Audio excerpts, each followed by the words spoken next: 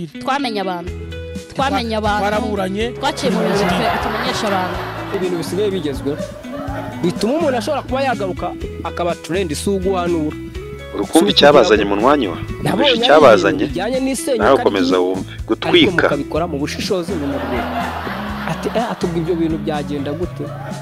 nyine ubwo ibyo bintu mwabiteguye mukabigenza gutyo mugahitamo no kubicisha kuri YouTube ngo wabyumvise ko ibintu byose twumva kuri YouTube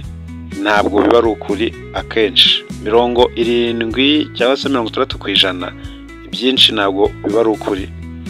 kubera ko bateguriraho za plank bagakora n'ibindi biganiro bitandukanye ariko bagamije ikintu runaka. Nawe rero wahisemo gukurikira kirawunakizwe iyi ngingo ntabwo uzayisangaho. Tuzakubwira ibintu bifite gihamya bifite ukuri kandi biba ngombwa kuko Uwiteka yavuze ko azadushigikira natwe tuzakomereza aho Uwiteka azabatugejeje.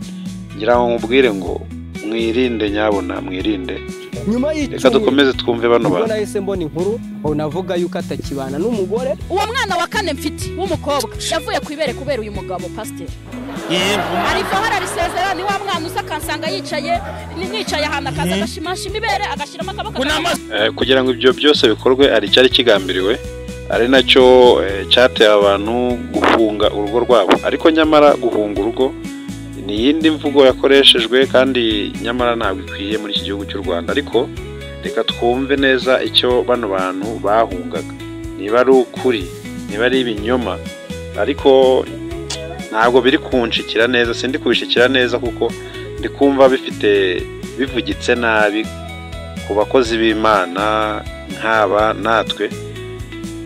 reka twumve icyo bahungaga. Tumuhunga yageze ahaza gutera akava mu rugo iwacu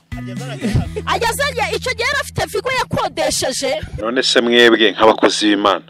urumva ibyo byose byarabaye ubundi mwebwe mujya gutegura iki kintu cyitwa Blanca mwashakaga iki mu by'ukuri mwashakaga kugera kuki kuko urabona biragoye kandi ntabwo byumvikana musobanure icyo mwashaka kugeraho kandi mukura abantu mu rujijo erega mumenye ko muri abakozi b'Imana niko tubazi. Twamenye abantu twaraburanye twaciye mu bintu bitumenyesha abantu twamenye abantu barangije rero ejo bundi nakwemera n'ibya byo ibaze ariko kugira ngo umuntu aze aguhe ikintu cyambabaje buzima no gushyiraho kariya kantu yashizeho kara kugira ngo umuryango wacu ngiye cyasha mu gihugu ngiye mu gihugu cyasha yaba ndi umuntu